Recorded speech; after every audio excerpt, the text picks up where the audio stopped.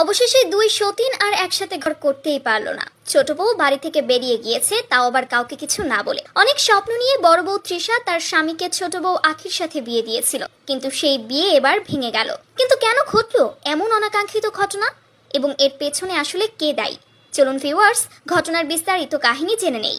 কিছুদিন ধরেই সামাজিক যোগাযোগ মাধ্যম জুড়ে চাউর হয়েছিল বড় বউকে নাকি কোনো আশিক জিন ধরেছে। যাই হোক, ওই ঘটনার পরপর স্বামী এবং ছোট বউ মিলে জানালো যে বড় বউ নাকি বেশ কিছুদিন ক্যামেরার আড়ালে থাকবে। তাই ওই সময় অনেকে বলেছিল যে এটা নিশ্চয়ই ছোট বউয়ের একটা প্ল্যান বড় বউকে সংসার থেকে সরানোর জন্য। কিন্তু এবার শেষমেশ ছোট বউকেই সংসার থেকে চলে যেতে হলো। দুই বধূ এক স্বামী। স্বামী সৈয়দ আব্দুল আহাদ দুই বউকে নিয়ে কন্টেন্ট তৈরি করে মাসে কখনো 10 লাখ তো কখনো 15 লাখ টাকা পর্যন্ত কামিয়েছে। কিন্তু এখন তাদের ফেসবুকে কিছুটা সমস্যা দেখা দিয়েছে। ফেসবুক থেকে ইনকাম অতটা হয় না আগের মতো। ওদিকে আবার এই মুমূর্ষ অবস্থায় তিনি গাড়ি কিনেছেন তার বড় বউয়ের কথায়। পুরোটাই ঋণ নিয়ে কিনেছেন। বড় বউয়ের মা বাবা সহ পুরো পরিবার নিয়ে সে একসাথে থাকছে, কক্সবাজারে ঘুরেও এসেছে।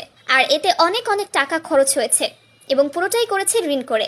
যে বিষয়গুলো ছোট বউ মেনেই নিতে পারছিল না। বড় বউয়ের পেছনে নাকি অঢেল টাকা খরচ করতে গিয়ে ঋণে জর্জরিত স্বামী। এই ঋণের অঙ্ক গিয়ে দাঁড়িয়েছে 50 লাখ টাকায়, যা স্বামী নিজেও একটি স্ট্যাটাসের মাধ্যমে জানিয়েছে। শুধু তাই নয়, স্বামী আহাদ এও বলেছে যে তার ছোট বউ নাকি এতদিন তার কাছে টাকা ছিল বলে তার কাছে ছিল, এখন ঋণ দেখে পালিয়ে গিয়েছে।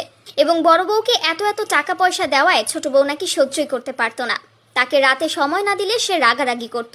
অথচ বড় বউ সবসময় ছোট বউকে প্রাধান্য দিয়ে স্বামীকে নাকি ছোট বউয়ের কাছে ঠেলে দিত। স্বামী সৈয়দ আল আহাদ তাই তো স্বামী সৈয়দ আল আহাদের কাছে মনে হয় এটাই হচ্ছে ছোট বউ আর বড় বউয়ের মধ্যে পার্থক্য। এবং সে